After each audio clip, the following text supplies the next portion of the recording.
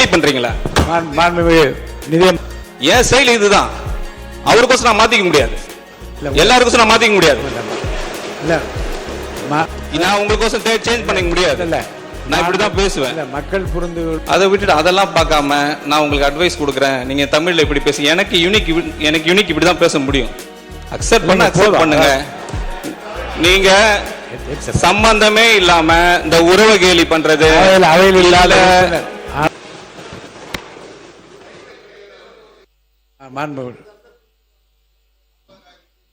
நிதியமைச்சர் மாண்புமிகு பேரவைத் தலைவர் அவர்களே, சார் தேங்க்யூ. அமைச்சர் நீங்க நேரம் என்ன சரி உங்களை பார்த்து கருத்துக்கள் மட்டும் சொல்லுங்க சார். நான் பாஸ்கெட்பால் பிளேயர். ஆக்சுவலா ஒரு அஃபென்ஸா ஆடுவேன், டிஃபென்ஸா ஆடுவேன். எப்போ டிஃபென்ஸ் ஆடணும் எப்போ அஃபென்ஸ் ஆடணும் எனக்கு ரொம்ப நாளா நீங்க கத்துனீங்கன்னா நானும் கத்து முடியும். அப்படி வேணாம், குறுக்க பேச வேண்டாம். நான் உங்களை பார்த்தா பேசிட்டு இருக்கேன் பேரவைத் தலைவர்களே. ஒரு 30 to 25 years எஜுகேஷன் ஃபீல்டில் இருந்திருக்கேன். என்னோட கம்யூனிகேஷன் எல்லாம் இங்கிலீஷில் தான் இருந்திருக்கு. இப்போ இந்த மாமன்றத்தில் அவர் சொன்ன மாதிரி கொஞ்ச நாளாகவே உருவ கேலி பண்றது, பொதுவாக சொல்றேன், ஜாதி ரிலேட்டடா பண்றது, பெண்கள் ரிலேட்டடா பண்றது, இப்போ மொழி ரிலேட்டடா வந்துட்டாங்க. செயல் மட்டும் சொல்லிட்டு இருக்காரு எங்க தலைவர் இருக்காங்க. எனக்கு ஒரு மொழி என்னோட கிறிஸ்டியானிட்டி கற்றுக் கொடுத்துருக்கு. அன்பு மொழி, அமைதி மொழி, இரக்கத்தின் மொழி. இது பாதி பேருக்கு எவ்வளவு தமிழ் படிச்சாலும் தெரியாது. நான் பைபிளை படிச்சிருக்கேன், பார்ன் கிறிஸ்டியன்.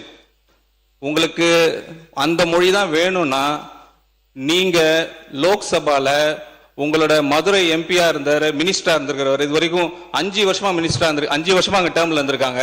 ஒரு நாளும் அந்த பார்லிமெண்ட்ல பேசுனதே கிடையாது, ஒரு தடவை கூட பேசுனது கிடையாது.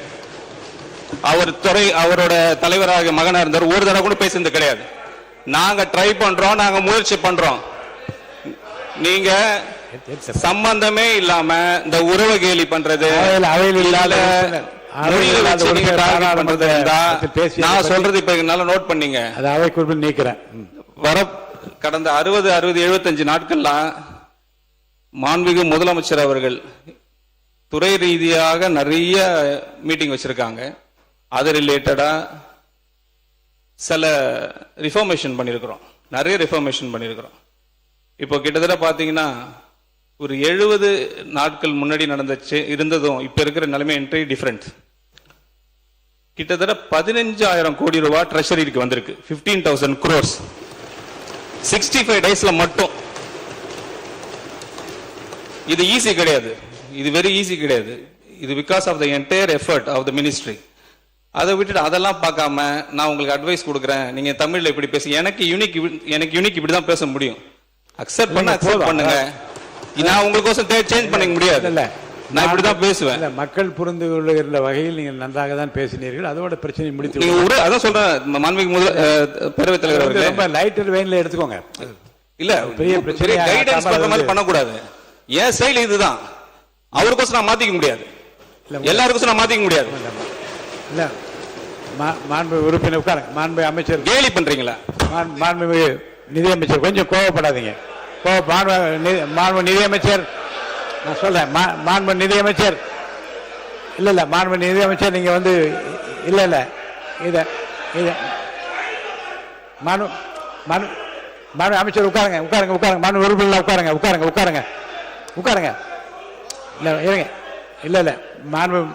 இல்ல மாண்பு நிதியமைச்சர் பெருசா எடுத்துக்கொள்ள வேண்டியதில்லை.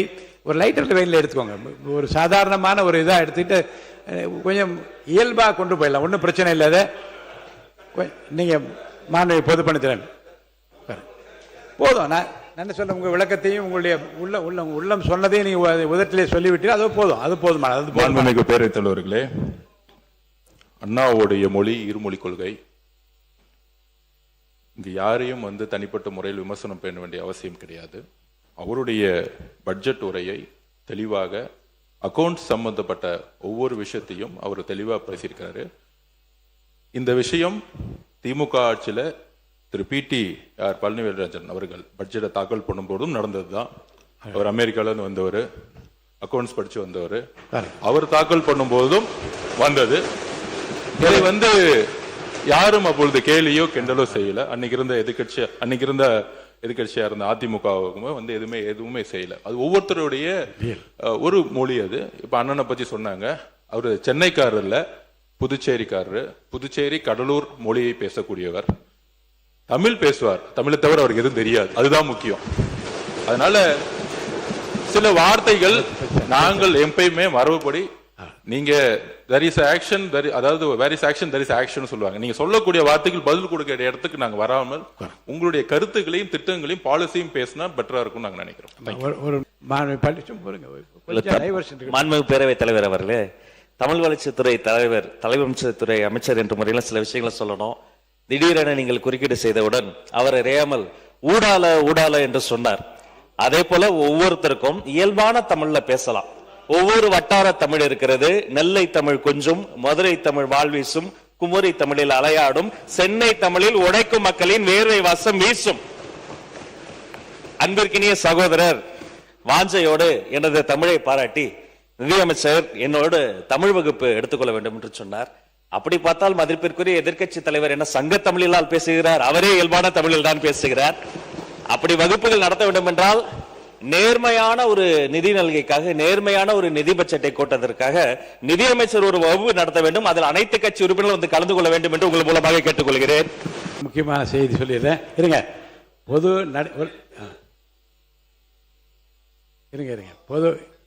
மாண்புமிகு பேரவைத் தலைவர்களே, நிதியமைச்சர் ரொம்ப சீரியஸ் ஆகாதீங்க. இவர் வழக்கத்தில் நீங்க பேசுற வழக்கில் நீங்க பேசுறீங்க, அது ஒன்றும் தவறு இல்லை. அவர் புதிய சட்டமன்ற உறுப்பினர். இப்போ நாங்கள் யாராவது சொல்லியிருந்தோம், நீங்கள் யாரும் வருத்தப்படலாம். அவர் புதியதாக இப்போ தான் அந்த கன்னி பேச்சு பேசுகிறார். ஒரு புதிய சட்டமன்ற உறுப்பினர் வந்திருக்கிறார். அவர் திருநெல்வேலி பகுதியை சார்ந்தவர். அவர் திருநெல்வேலி மொழிக்கும் வட சென்னை மொழிக்கும் தென் சென்னை மொழிக்குமே வித்தியாசம் இருக்குது. தென்னார்காடு மாவட்டத்திலலாம் பார்த்தீங்கன்னா 82, 83 தான் சொல்லுவாங்க. 82, 83 சொல்ல மாட்டாங்க. பழக்கம் வீடுன்னு சொல்லுவோம் பல பேர். தென்னார்காடு மாவட்டத்தில் ஊடுன்னு சொல்லுவாங்க. வீட்டுக்கு போறேன்னுவாங்க, வீட்டுக்கு போறேன்னு பண்றாங்க. இது அந்தந்த மாவட்டத்தில் இருக்கிற பழக்க வழக்கங்கள். அவர் ஆங்கில பள்ளிக்கூடத்தில் படித்தவர். ஏன்னா அவர் மாப்பிள்ளையா இருக்கும்போது எனக்கு அவருக்கு தெரியும். ஏன்னா என்னுடைய அண்ணனுடைய மாப்பிள்ளானால அவர் கல்யாணம் பண்ற காலத்துலேயே தெரியும். அப்படிதான் பேசுவார் அவர், எனக்கே தெரியும். அதுவும் தமிழ்நாட்டை பொறுத்தவரைக்கும் இருமொழி கொள்கை உள்ள மாநிலம் இந்த மாநிலம். ஆங்கிலமும் தமிழும் இரண்டும் உள்ள மாநிலம். அவர் கன்னி பேச்சில் வந்து ஒரு நகைச்சுவையாக சொல்லுன்ற அடிப்படையில் அவர் சொல்லப்பட்டதை ஒழிய அதான் நீங்க சீரியஸ் ஆகணும்னா எப்பவுமே நீங்க பேசுற மாதிரி. இன்னொரு முக்கியமான செய்தி சொல்லிடுறோம். இது தொடர்பாக பொது நடைமுறை விதிகள், பேரவை விதிகள்ல 86 பேரவையின் அலுவல் தமிழிலோ ஆங்கிலத்திலோ இரு மொழிகளிலுமோ நடைபெறலாம். தமிழ்லையும் பேசிட்டு இங்கிலீஷையும் பேசிட்டு தமிழ்லையும் பேசலாம். இன்னொரு சுவையான செய்தி உங்களுக்கு சொல்றேன். இதே அவையில் மாண்புமிகு முதலமைச்சராக புரட்சித் தலைவர் அம்மா உட்கார்ந்திருப்பார்கள். எதிரில் திரு கோபிநாத் என்கின்ற ஒரு மாண்பு உறுப்பினர் இருப்பார். அவர் ஓசூரை சேர்ந்தவர். அவர் திடீரென்று தமிழ் பேச வர தெலுங்குல பேச ஆரம்பித்து விடுவார். அம்மா சிரித்து கொண்டே சொல்லுவார்கள், நீங்கள் தெலுங்குலே பேசுங்கள் என்று. தெலுங்கிலே அம்மா பதில் சொல்லுவார்கள். ஆக மொழியை காட்டிலும் எந்த உணர்வோடு சொல்லுகிறோம் என்பதை மக்களும் மாமன்ற உறுப்பினர் புரிந்து கொண்டார்களா இல்லையா என்பதுதான் பிரச்சனை. அந்த வகையில் இப்போது மாண்புமிகு நிதியமைச்சர் இதை புரிந்து கொண்டிருப்பார், மாண்புமிகு உறுப்பினர் புரிந்து கொண்டிருப்பார். புரிந்ததில் இருப்பதனால் இத்தோடு முடித்து விடுகிறோம். அடுத்த கட்டமாக அடுத்த உறுப்பினரை நான் பேச அழைக்கின்றேன். பொருத்தமில்லாத வாதமாக இருக்கிறது. அந்த திட்டத்தை இன்றைக்கு நீங்கள் ஒதுக்கி இருக்கின்ற நிதிப்படி பார்த்தால் நிறைவேற்றுவதற்கு 100 ஆண்டு ஆகும் என்பதை கவனத்தில் கொண்டு நீங்கள் இது போன்ற குறிப்புகளை வைக்க வேண்டும் என்று கேட்டுக்கொள்கின்றேன். மாண்புமிகு பொதுப்பணித்துறை அமைச்சர் அவர்கள். மாண்புமிகு பேரவைத் தலைவர்களே, எந்த திட்டங்களும் ஃபர்ஸ்ட் எடுத்த உடனே டிபிஆர் டீடைல் ப்ராஜெக்ட் ரிப்போர்ட்டுக்காக பட்ஜெட் அலாட் பண்ணுவாங்க. 10 வருஷத்துக்கு முன்னாடி ஒரு திட்டத்தை அனௌன்ஸ் பண்ணியிருப்பாங்க. புதிய அரசு வந்த உடனே ஒரு திட்டத்தை அமல்படுத்துறதுக்கு முன்னாடி 10 வருஷத்துக்கு முன்னாடி இருந்த பட்ஜெட் இருக்காது. அதுக்கான பிளான் மாற்றுவாங்க. பொதுப்பணித்துறையோ நீர்வளத்துறையோ அதுக்கான டெக்னிக்கல் லெவலில் இருக்கும், எக்ஸிக்யூஷன் லெவலில் இருக்கும். ஸோ இந்த மாதிரி திட்டங்கள் திருப்பியும் பழைய திட்டங்கள் இருக்கக்கூடியதை அமல்படுத்தும் பொழுது ஃபர்ஸ்ட் எடுத்தோன்னே டிபிஆருக்கு தான் ப்ராஜெக்ட் கொடுங்க. நிறைய பேர் வந்து பட்ஜெட்டில் டிபிஆருக்கு ஒதுக்குன அமௌண்ட்டை வந்து டீடைல் ப்ராஜெக்ட் ரிப்போர்ட்டுக்கு ஒதுக்குன அந்த பட்ஜெட்டை வந்து திட்டத்துக்கான ஒரு பட்ஜெட்டாக நினச்சி நிறைய சட்டமன்ற உறுப்பினர்கள் தவறுதலாக ஒரு கண்ணோட்டத்தில் பேசுனாங்க. அது நாங்கள் திருத்திக்கிறோம். மாண்புமிகு சட்டமன்ற உறுப்பினர்கள் ஒரு கேள்வி. போன ஆட்சியில் போன பட்ஜெட்ல நீர்வளத்துறைக்கு எவ்வளோ பட்ஜெட் ஒதுக்குனாங்க, இந்த ஆட்சியில் எவ்வளவு பட்ஜெட் ஒதுக்கிருக்காங்க? தயவு செஞ்சு அந்த டேட்டாவை சொல்லுங்க. எந்திரிச்சு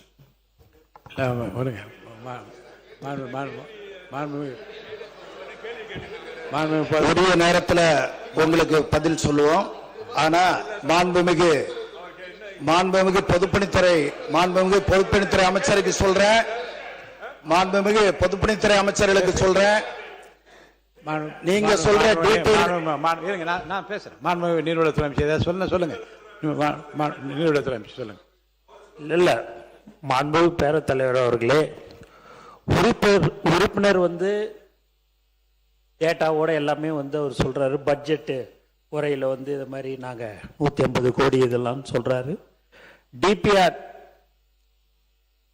முதல்ல நாங்கள் அதை தயாரிச்சுட்டு அவர் இதெல்லாம் நடக்கிறதுக்கு 100 வருஷம் ஆகுன்றாரு.